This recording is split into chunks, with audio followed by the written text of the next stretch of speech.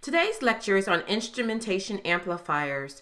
Students should be reading section 5.7 from the textbook, and the objective is to be able to analyze circuits with instrumentation amplifiers and to be able to solve problems with operational amplifier applications. An instrumentation amplifier is a differential amplifier with input buffer amplifiers. Recall from the prior lecture that a buffer is just a voltage follower, and the benefit of using a voltage follower operational amplifier is that it has a very high input impedance in order to correct for loading or current leakage. Advantages of an instrumentation amplifier are that it has low output impedance, high input impedance, the gain can be adjusted with one resistor without changing the circuit, and common mode rejection ratio is high, means that if the same signal is present on the inputs, it will be a 0 at the output. A strain gauge is used to measure the twist, stretch, or bend of a structure. An operational amplifier with a Wheatstone bridge that has the strain gauge on the legs can be used to measure the change in resistance of the strain gauge. The following circuit provides one way to measure the change in resistance of a strain gauge. For the following circuit, suppose the strain gauge in the bridge has the value of 120 ohms plus or minus 1%. The power supplies to the op-amp are plus or minus 15 volts, and the reference voltage Vref is taken from the positive power supply. Calculate the value of RF so that when the strain gauge reaches its maximum length, the output voltage is 5 volts. Suppose that we can accurately measure 50 millivolt changes in the output voltage. What change in strain gauge resistance can be detected in milliohms? Okay, let's get started. Let's go ahead and label the values we know. We know that R is equal to 120 ohms. So delta R is equal to 1.2 ohms. We know that Vref is 15 volts. And we know that the power supplies on the op-amp are 15 volts and negative 15 volts. We know that we want the output to be between 0 and 5 volts. So now labeling these values on the bridge for the strain gauge, R plus delta R is 121.2 ohms. And R minus delta R is 118.8 ohms. So now let's do KCL at the positive terminal, VP, on the op-amp. And then we're going to do KCL at the negative terminal, VN, on the op-amp. KCL at the positive terminal is V positive minus 0 over RF plus V positive minus 0 over 121.2 plus V positive minus 15 over 118.8, and that equals 0.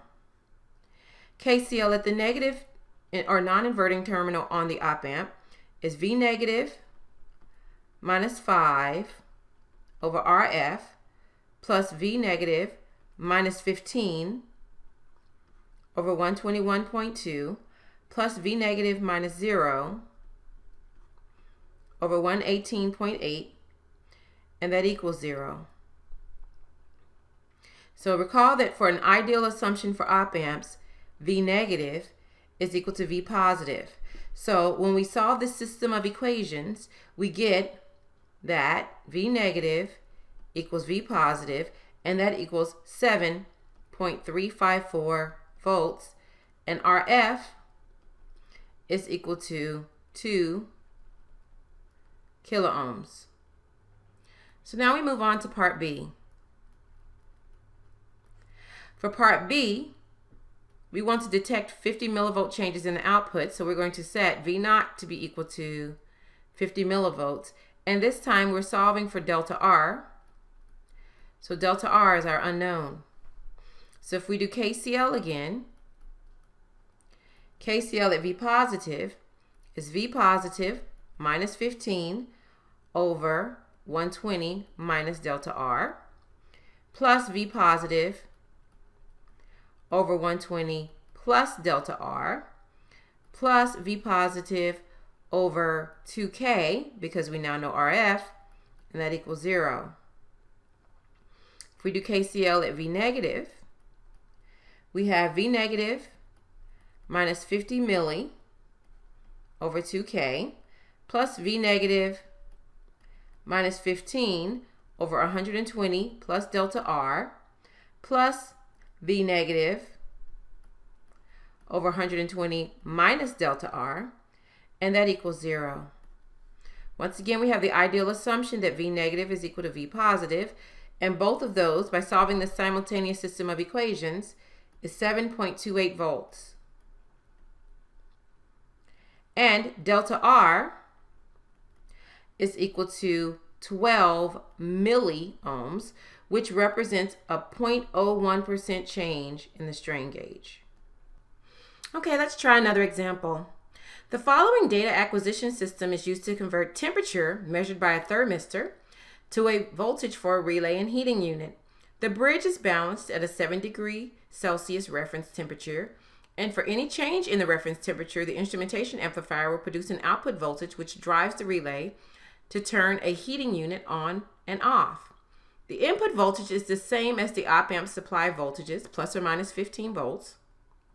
The thermistor has a resistance of 100 ohms at 70°C and a resolution of negative 10 ohms per degree Celsius. Design the instrumentation amplifier to amplify the signal range between negative 15 and positive 15 volts. Okay, let's get started. So we know that the source voltage is 15 volts because the positive and negative power supplies are positive 15 volts and negative 15 volts. We also know that when the bridge is balanced, we don't want the heating unit to be on, and we want this to be at 70°C. So at 70°C, the thermistor is 100 ohms, and since we want the output of our system to also be 100 ohms, then that lets us know that we want RA, RB, and RC to be set to 100 ohms. And then the instrumentation amplifier, the benefit is that we can change the gain by just adjusting R3. From the instrumentation amplifier, we go through the difference amplifier and we will set the values for R2, R1, and R3 such that we get the gain that we want. We know that we want the desired output to keep the signal range between negative 15 and positive 15 so that the op-amp does not go into saturation. So the first step is to do Kcl equations at each of the positive terminals on the instrumentation amplifier. So right here, I'm going to label this VP1, and I'm going to label this one VP2. Kcl at VP1 yields the following equation. VP1 minus 15 over the resistance of the thermistor, which I'll call RT, plus VP1 over 100 equals 0. So if I solve that for VP1, I get that VP1 is equal to 1500 over 100 plus RT. If I do KCl at VP2, I get VP2 minus 15 over 100 plus VP2 minus 0 over 100. That equals 0. That's one equation and one unknown. So I can solve that for VP2 equals 7.5 volts. Okay, let's label these values on the circuit. So here we found that VP2 was 7.5 volts. And since an ideal op-amp, the negative and positive terminals are equivalent, we know that this negative terminal also has a value of 7.5 volts. And here VP1, which is still an unknown value, means that this node also has a value of VP1. So our next step is to do KCl at the negative and positive terminals on the op-amp. So we'll call this one KCl at V negative 1.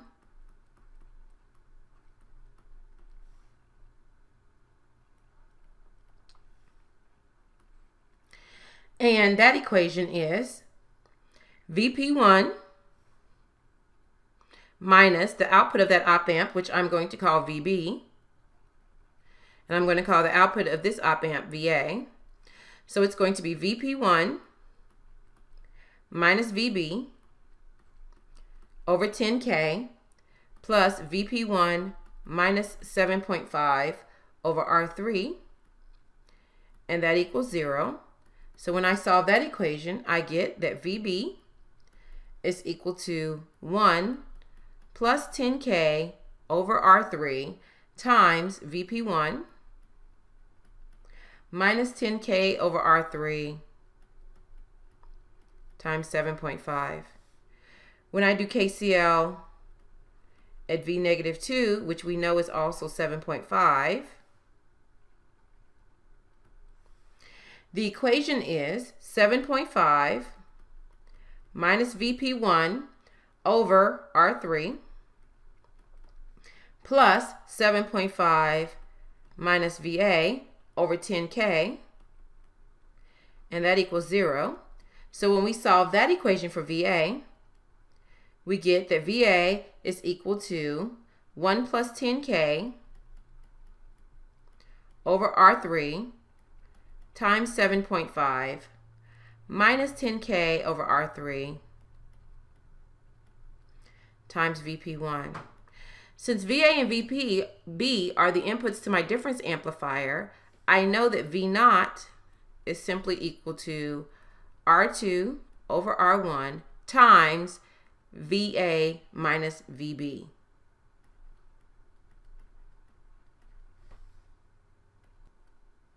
By substituting the values for VA and VB into our V0 equation, we get that V0 is equal to R2 over R1 times 1 plus 20K over R3, that's the gain of our instrumentation amplifier, times VA minus VB, or 7.5 minus 1500 over 100 plus RT. So now we have the relationship between the output voltage and the resistance of the thermistor, and we need to select values for R1, R2, and R3 to meet our specification. So when the resistance of the thermistor is equal to 0 ohms, that's at 60 degrees Celsius, and when the resistance of the thermistor is equal to 100 ohms, that's at V0 equal to 0 volts or 70 degrees Celsius. So we want to solve for when the resistance goes down to 0 in order to determine the gain. So at that point, V0 would be equal to R2 over R1 times 1 plus 20K over R3. And when the resistance of the thermistor is equal to 0, this equation becomes 7.5 minus 15, or negative 7.5. So this is R2 over R1 times 1 plus 20K over R3 times negative 7.5. So we know that we need this relationship to be no more than 2 in order to ensure that my op amp does not saturate at negative 15 volts. So one way to do this is to select values of R1 equal R2 equal to 1 kilo ohm. And that gives us a gain of 1. And I need this to be no more than 2. So then we would also let R3 equal 20 kilo ohms. The following data acquisition system is used as a light intensity meter with a light dependent resistor in the bridge. The bridge is balanced in the dark at 1 lux, and when light falls on the LDR, the resistance changes and the bridge is unbalanced and produces an output to drive a meter. The LDR data sheet is shown in the following figure. The input is 5 volts and the power supplies on the op amps are plus or minus 15 volts. Design the operational amplifier to work up to direct sunlight at 10,000 lux. Okay, let's get started. So I'm going to label this RLDR for the resistance of the LDR. And from the data sheet, we know that the resistance of the LDR is equal to 100 kilo ohms at 1 lux. And that the resistance of the LDR is equal to 100 ohms at 10,000 lux.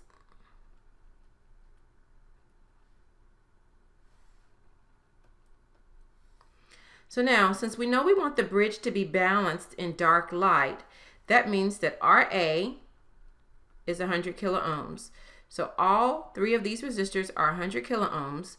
And when the bridge is balanced, that means the output of the system is going to be 0 volts to the light meter.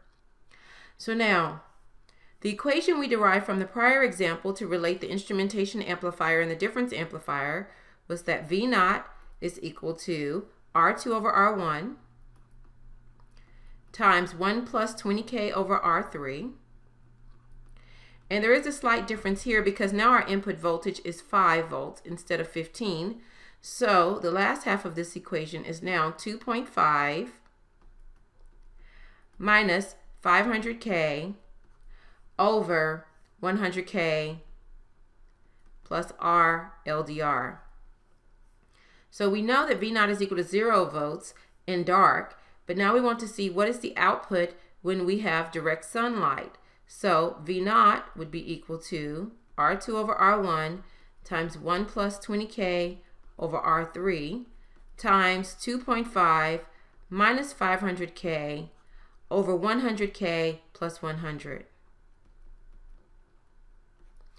This equation becomes V naught is equal to R2 over R1 times 1 plus 20K over R3 times negative 2.495. Since the power supply rails are positive and negative 15 volts, and we want the op-amp to operate all the way up to direct sunlight, we know that we cannot have an output that exceeds positive 15 or negative 15.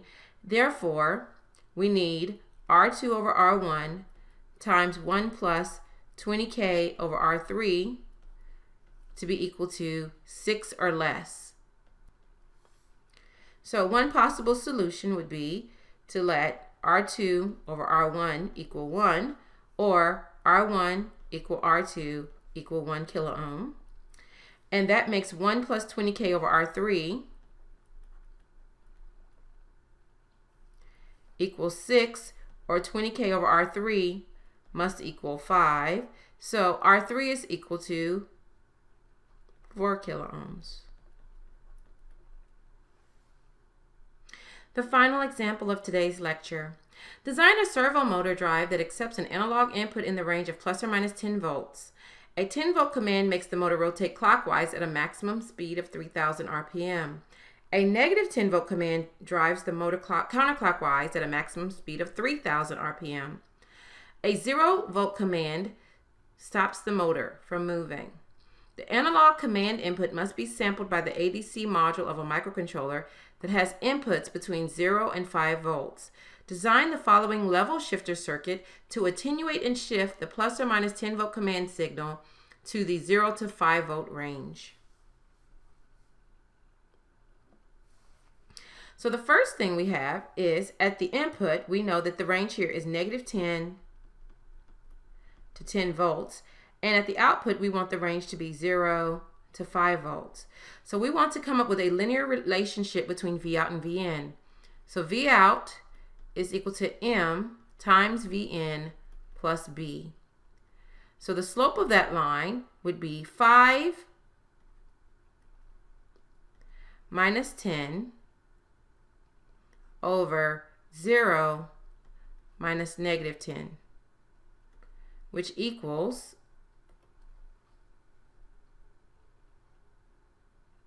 so the slope M is equal to 5 minus 0 over 10 minus negative 10, or 1/4.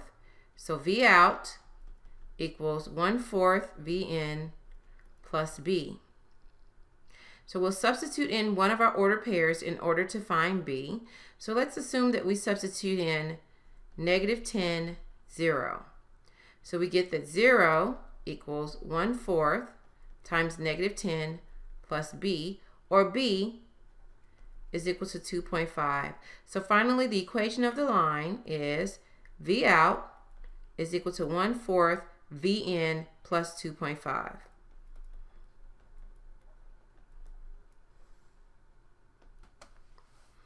So next, we want to analyze our level shifter circuit. Both of these are buffers, and we've talked about before what a buffer does. So if the input is Vn at the positive terminal, the input at the negative terminal is also Vn. And because we have a wire or a short to the output here is Vn. Same for this, the output here is VDC. So those two are input into a difference amplifier. So the equation for the difference amplifier is V out is equal to R4 over R3 plus R4 times 1 plus R2 over R1 times Vn minus R2 over R1 times VDC. So what we want to do is equate coefficients in order to solve this problem.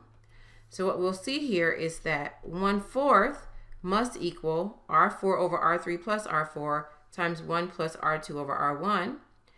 And 2.5 must equal negative R2 over R1 VDC. So let's find VDC in R2 and R1 first. What we have here is that if we let R2 over R1 equal 1, or R1 equal R2, which equals 1 kilo ohm, and now I have negative VDC, VDC must be negative 2.5 volts. So let's put these values on our circuit. We have 1 kilo ohm here, 1 kilo ohm here, and we say that VDC is equal to negative 2.5 volts. So you could either put this as negative positive on top and 2.5 volts, or just leave it labeled here as VDC equal negative 2.5 volts. So now that we have that relationship, we come back to our first equation, and we know that we have R4 over R3 plus R4 times 2, and we know that that must equal 1/4. So when we solve this system of equations, we get that R3 is equal to 7 kilo ohms, and R4 is equal to 1 kilo ohm. Let's put these values on the circuit. And this concludes today's lecture on instrumentation amplifiers.